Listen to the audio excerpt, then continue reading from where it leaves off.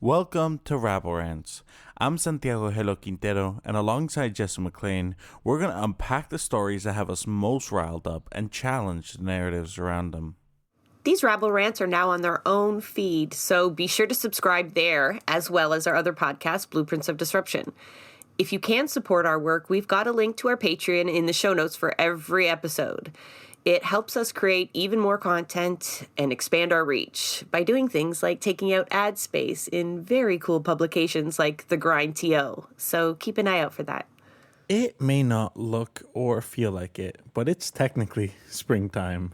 Could have fooled me by the snow outside, but more than springtime, it's migrant spring. At least that's what migrant rights organizations are referring to this time as. And they launched that off with a rally last week. Rallies, I should say. Several rallies across the country. I went to the one in Toronto's Christy Pitts, marched to Chrystia Freeland's office. It was great. There was some excellent, and I do mean excellent, Brazilian drumming. It was a fantastic time. And it meant a lot to me because I was there with my friend Sergio, who come September is going to have to leave Canada because he is not going to be able to make the point threshold needed to apply for the lottery system for permanent residence. Apparently, though, Mark Miller, Immigration Minister Mark Miller, and the rest of the federal government are not feeling the migrant spring energy. Quite the contrary. Instead of status for all, instead of regularizing all undocumented workers, instead of no longer scapegoating migrants for all of the crises that are their fault for their inaction, what do we get instead? On the International Day to End Racism, they decided that it was the perfect day, the perfect moment to announce that they are going to be drastically decreasing the amount of migrants in the country, as well as changing the labor market impact assessment work visa rules to, instead of being valid for 1 year, it's only valid for 6 months. For those of you who do not know what labor market impact assessment visas are, or LMIAs, it's essentially shitty exploitative work that Canadians don't want that we bring in migrants to do instead. But apparently, we want them for even less time because housing crisis or something. That's their logic. I don't, it's not good logic.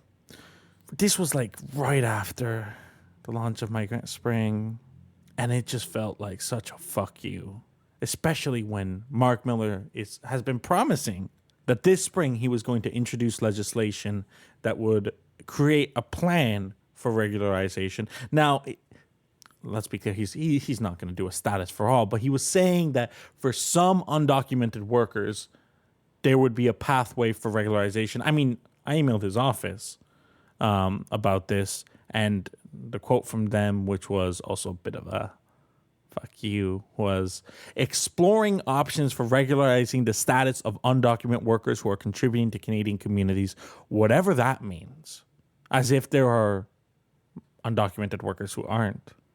I mean, I talked to an undocumented worker at the rally. I'm not going to say their name because I don't want them to face trouble. But they're working in healthcare, and their status expired. They've been trying to renew their status.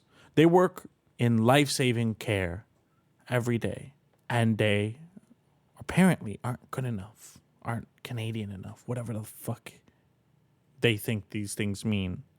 And by they, I mean the government, to get status. I don't think people realize how much we rely on temporary foreign workers in some of these sectors, like healthcare. Like, two of the sectors that don't even have any caps are construction and health industries. They've been exempt pretty much from these new rules, but that's like 20% for most of the industries on the list, and construction and healthcare is about 30%. Agricultural workers that we've talked about on the show before, when we talked to Justice for Migrant Workers, That's 15% of their workforce are temporary foreign workers. So how Mark Miller can say that these folks, or imply that these folks don't contribute to Canadian societies when they're working in building things, our healthcare system, and our food systems.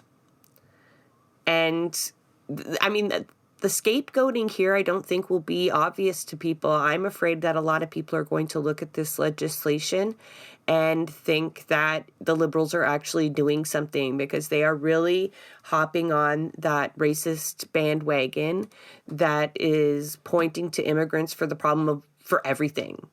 Even healthcare, folks are just like, our healthcare system is taxed because of, over capacity, because of all the immigrants that are coming into the country. No one mentions that they're actually running the healthcare system. And the reason we rely on them is because it's so strapped for cash. The only people that hospitals are paying are folks that are really working outside of the fucking labor code. So they can pay them peanuts. They don't have to have the same protections or benefits. And so you wouldn't have any healthcare at all, especially with the shortages that we have right now, if it wasn't for these workers. That's why the cap didn't apply to them, because we are so reliant. So this will allow, I think, the Liberals to appear as though they're doing something when all they're doing is harm. Yeah, I do want to talk about the numbers for a second, because Miller said in 2023 that Canada has 2.5 million temporary residents, which is 6.2% of the population. Their plan over the next 3 years is bring that percentage down to 5%. That's hundreds of thousands of people. But, out of that 2.5 million, 1.7 million are without permanent status. And over 500,000 of them have no status at all. What does it mean to not have status? It means you can't go and get good employment. No, you're going to get a job that is going to exploit you. Getting housing, you're going to end up with housing that is going to exploit you. You don't have access to the same services. You don't have access to the same rights. Second-class citizen doesn't even work because they're not even citizens, but it's an under tier of society. Now, a lot of people like to think, they're coming here and they're, using all our services. No, they don't apply to any of the services. And they're still paying taxes, most of them. They're still paying taxes. They're not using any of our services. All they're getting is exploited. Many of them can't go home. Like the healthcare worker I mentioned, a refugee from Kenya. Many of them are refugees. Many of them fled their parts of the world because of Western powers going in and fucking shit up for them, making their home somewhere where they can't live. And our society is intentionally built off the back of them. And it's not, and I want to be clear about who the blame is, because it's federal, it's provincial, it's everyone. It's everyone's fucking blame. Liberal, Tory, same old story. They both have a role in this. I'm also pissed off how they're trying to frame it as temporary residents versus workers, as though anyone can reside here really without working. Like, I know there's limitations on international students. So folks, the caps that we're talking about are not just on workers, but asylum seekers who go on to work, and international students who are often forced to work, even if they don't have the ability to work legally. It still means they're likely having to work really exploitive jobs because they need cash to get by day to day. We talked about, Santiago was going over the realities of temporary foreign workers specifically. And again, we'll link back to the episode that we did with Chris Ramsaroups, because he goes over how, they're housed by their employers, mostly same with international students, often end up in rooming houses. That these aren't people that are competing for 1-2 bedroom apartment rents. They're definitely not the people that are like buying up the houses that you can't afford. These aren't competitors in the housing market. They're usually housed with their friggin' employer, which is just such an awful situation. They can't unionize. at all. They can organize, and they are, which is great, through all sorts of different alliances and whatnot, and it's needed, but they can't officially unionize. And they're stuck to this one employer, and the abuses are horrible. Just the CBC posted a story on March 15th. It was from a PEI farm who since 2018 have on record all of these complaints of abuse and exploitation. Some are paying thousands of dollars for visas, and they come over and there's no job even waiting for them, all at this one farm. The CBC looked into it. They had 217 temporary foreign workers they were allowed to hire. 14% of those, so 31 of them, ended up being granted the status. If there is a system, if your employer is abusing you, you can go to the government and prove it, and they will allow you to free you like a slave. They will free you from that employer, and you can go try to find another employer who's going to hire you on another PEI farm after you complained about one of their fellow farm operators, owners. But either way, 31 of those were granted this document. They were able to prove how horrible the conditions are, and they've done nothing to censor these. So you've got grassroots organizations that have clear demands to address these conditions that we're talking about, the status for all, ending all the deportations. And specifically on March 21st, the Migrant Rights Alliance held a phone zap where they were calling Mark Miller. And I don't know if they actually went through with this in the evening because his announcement was earlier in the day, specifically to have no exclusions, no caps, and no delays. And that must have been such a fucking blow to be met by that announcement during their migrant spring. Hopefully it doesn't slow them down, and it doesn't actually mean Mark Miller, the immigration minister, won't eventually work towards the pathways that he's talking about. I can be doubtful, but that was a harsh move. And yeah, it plays right into Pierre's. They're competing with Pierre Poilievre in his attempt to really scapegoat immigrants for this next election. Yeah, and it's that mentality of scapegoating immigrants. It's so powerful right now. There was one, because I wrote an article about this, the Status for All protest, and I was looking for international students to interview. And I ran into one international student who was a journalism student. I didn't know them, actually. And I was talking to them, and it honestly shocked me, the things that they were saying. Because they drank the whole fucking Kool-Aid. They were talking about how the other international students aren't working hard enough, how... Yeah, every excuse in the book, They're not alone. It's 75% was the poll of people think that immigration is putting a stress on housing. This was an international student, right? And I started talking to them, right? Because I was like, do you know how the point system works, right? You're a postgrad. You get a year, right, to get the points. So you got to find full-time employment pretty much the second you exit this store if you have any hopes of maybe meeting the qualifications, and there's no fucking jobs in journalism, right? They seem to really not know this at all. And the more I was talking to them and the more about the realities, I saw their perception of it changed. But even people who are directly affected by this are blaming international students, right? I'm going to use another story here. There's a technical advisor in my program. I'm not going to say their name because I haven't. Anyways, they're a recent graduate from the degree journalism program, and they got employed as a technical advisor part-time by the college. Now, colleges, they barely hire anyone full-time. It's all part-time, 4-month contracts. You got to fight for your job every 4 months. You know what I mean? And they have very little time themselves to meet the point requirements. Now, there's no jobs in journalism at all. And this person, they're so good at what they do that that one of my professors, who also teaches in the degree program, they use one of their interviews as an example to teach other students what good interviewing is like.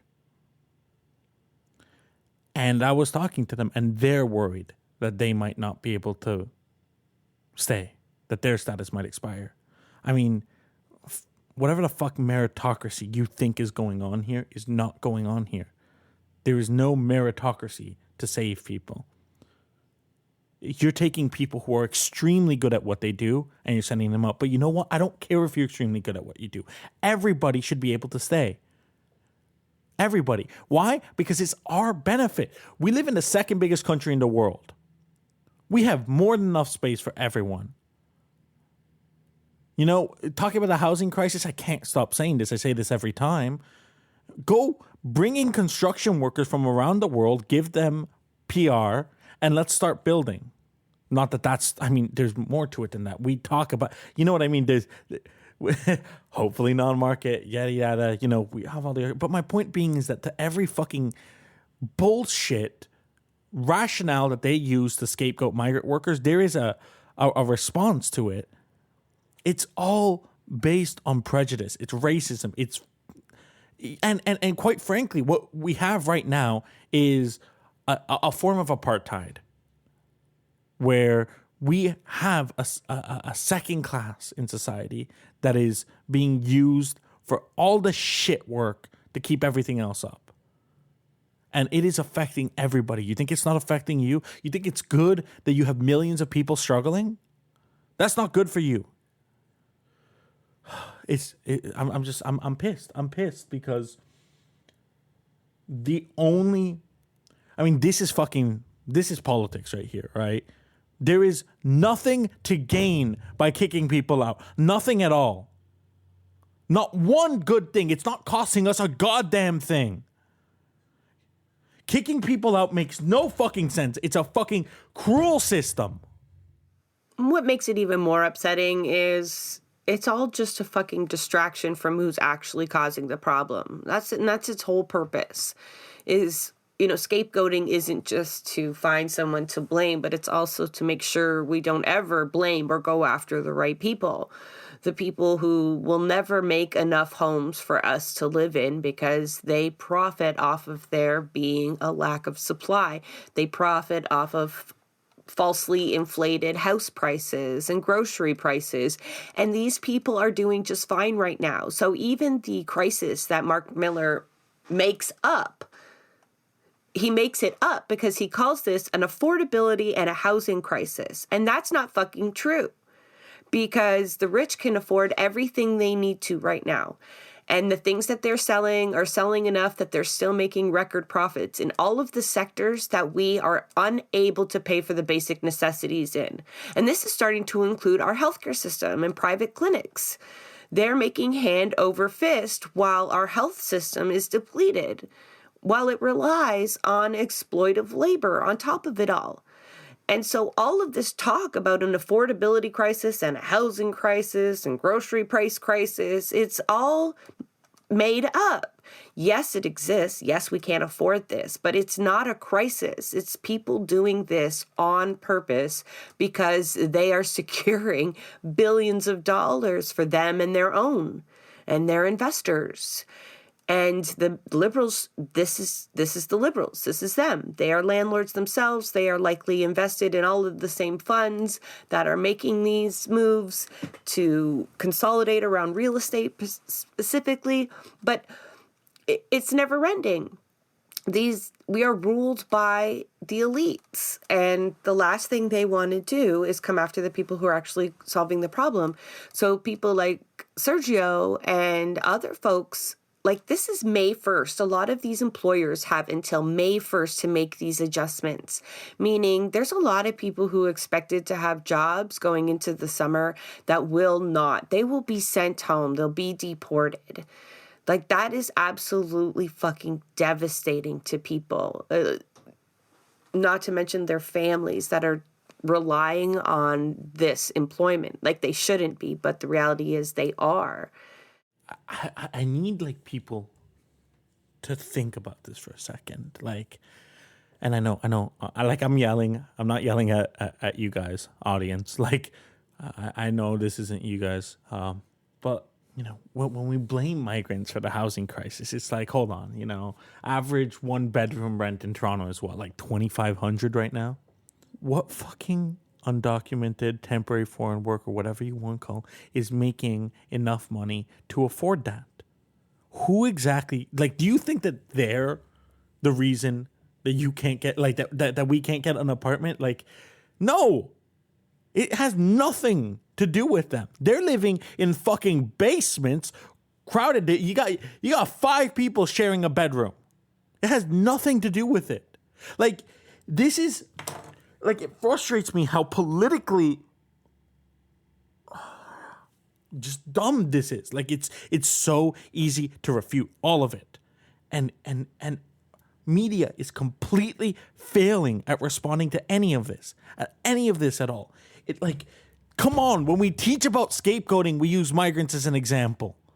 How is this still going on? And I know all the answers of why and everything, but, like, fuck them. Sorry, I'm just not the most coherent right now. Because they're like, what coherence does this require? Like, I can sit here and make elegant arguments. I can sit here and spout numbers and datas and talk about theory and talk about why this is the right decision. But at the end of the day, this is just fucking cruel. Like, at the end of the day, it's not what society is about. This is not what we should be doing. Nobody benefits from this whatsoever. Mark Miller might, and the Liberals might. No, they're still going to lose the fucking election. They make money off of money off of them, though. They make money off of these fucking temporary workers, off of undocumented workers. They make money off of it. It's not hurting them at all. Nope. But they do need a scapegoat, because I think it's becoming more and more obvious to people exactly who we should be upset with. And that becomes a dangerous position for the political elites. And so they really ramp it up. And this is like real U.S. style shit coming from Mark Miller, because you have to pair this with the other things that he's done as well, like requiring visas from Mexicans visiting Canada. Like that has never happened before. This is the first time there's ever been caps on this. They are really ramping up the scapegoating for the next election in an attempt to compete with their racist counterparts. And that is terrifying in itself, but it's real U.S. style, distracting politics, divisive, and it ends up goes beyond the deportations. It goes beyond the exploitive labor, because it starts to be really dangerous then for racialized folks, for migrants, when they become the ire of all of the things that Canadians are struggling with, like rent and food and healthcare, and everyone is blaming this certain set of people. And then you even start housing them in a very specific shelter, and everyone knows where they are. And it's just like, it becomes very, very, very dangerous political game that they're playing with people. You know what's fucked, though, is that, like, you know what people are really angry about? A fucking carbon tax. Like, yeah. At the end of the day, my neighbor talks about nothing but the carbon tax. I swear to God. They have it so twisted. Like, the game is so fucked up that you know what? They're scapegoating migrants, but everybody is caught up talking about a fucking carbon tax, as if it's infinitesimally small, the impact that this carbon tax is having on anyone. Yet that's what everyone's focusing on right now, a fucking carbon tax. So the Liberals are still going to lose the election. They're still going to lose their power. Mark Miller's still going to go, and oh no, he's not going to be immigration minister, but I'm sure he'll have a cushy job working for some fucking lobbyist, fucking corporation board seat, whatever the fuck he gets, he'll be fine. That's something that I feel like we don't remind people of enough. And we kind of are flawed for it ourselves, because quite often we say, you have to create enough political pressure. Like, what do you do about it all, right? What do you do about it all? You create enough political pressure that they think they're going to lose their jobs. But, then we do episodes where we can prove that the NDP is even run by lobbyists, or once they leave, they end up being lobbyists. And so their job security isn't so much hedged in the political realm anymore. And so you can't even sometimes play the political games with them anymore and threaten their their elections, because that becomes a sideshow to them. It's actually a barrier to their more well-paying jobs that don't require so much public scrutiny. So they're probably dying to get into the private sector. I mean, look what David Eby's doing, right? You mean John Oh, Horgan? sorry, Eby Horgan. Sorry. will follow Horgan, I'm sure, but Horgan, and there really is no difference between the two. I don't blame you, but yes, exactly, absolutely, exactly. So Isn't he's like an oil lobbyist now, isn't he? yeah, natural gas or coal. Coal. Yeah, I'm sorry, yeah. it's coal. I think. Yeah. Your great NDP premier in the great progressive province of British Columbia. And Mark Miller, I can only imagine a horrible future for him, but in reality, he has had such high-level portfolios that he really can't possibly give a shit what we think about him. You know, he was the housing minister. He blames all of the immigration on it, so he's like, okay, well, I'll get into immigration and I'll fix it all. And it's like such bullshit. Even his quotes, he's going out there saying, you know, we expect businesses to use the temporary foreign workers program as a last resort. The fuck you do, buddy. You have designed, this is the first time you've ever put a cap on it. This whole labor system is designed around this program. If Tim Hortons can use it, there's no last resort. No. And to be clear, like if you want an LMIA job in Toronto, you know what employers are actually doing? Because you know LMIAs, many of them, you know, you talk to an immigration lawyer and they tell you, oh, you got to go work construction in Nova Scotia, or you know, go work as a fisherman in Newfoundland and Labrador, or you know what. But you know there are LMIA jobs in Toronto. You know how you get them? You got to pay your employer like $25,000 under the table to get hired in an LMIA job. That, you know what, you're lucky if you're gonna make that money back. But you know what? At the end of it, maybe you'll be able to qualify for PR after. So hey, you want to be able to stay in Canada? Essentially work for you know how low underneath the minimum wage that's going to be at that point. Well, that's the funny part, like not funny, haha, but temporary foreign workers exist because they're paid less. In some circumstances, an employer might be able to prove that there's a certain technology or skill set that they need in a place in Canada where there's nobody there that fills that. And it's a specialized job and it might actually pay more. But that is not the majority of these jobs. They literally will be paid less than anybody else. And this gets worse the more precarious that relationship is between the employer and their status, right?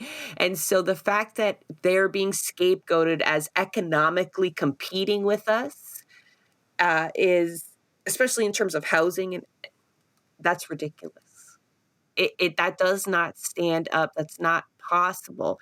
Not to mention, we've just spent so much energy explaining how real estate developers are the ones that essentially decide and drive housing prices. But Bank of Montreal, you know, they fucking jump on this too. And so it's no wonder so many people across the political spectrum truly believe like this is some sort of answer to housing. Right? Even BMO came out with a statement that's saying that they're pretty sure, one of their financial advisor analysts thinks they're pretty sure that not only will rents ease, but interest rates. So the banks are like dangling this fruit.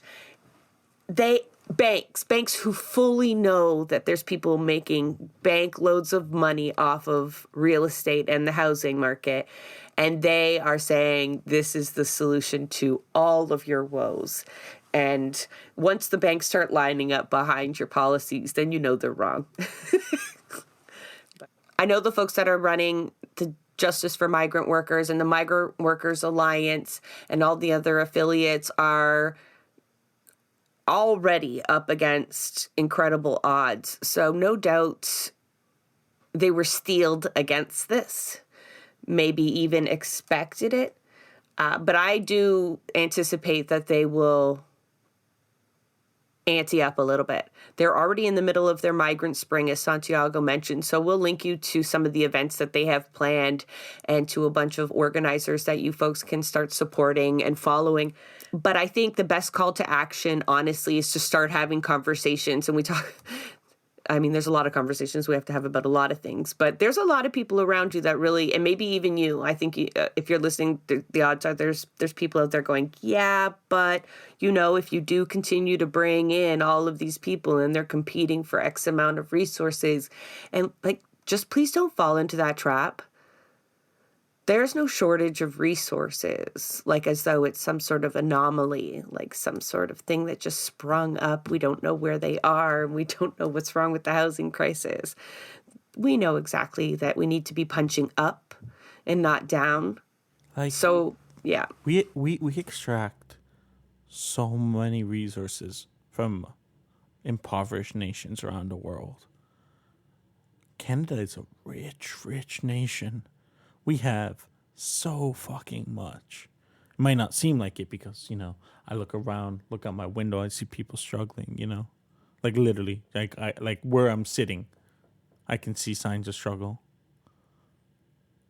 So it might not look like it, but it's a rich, rich nation. We're more than fucking enough. And now, if your logic is, well, that's not going to change, so they're going to affect all of us, you're punching down instead of punching up.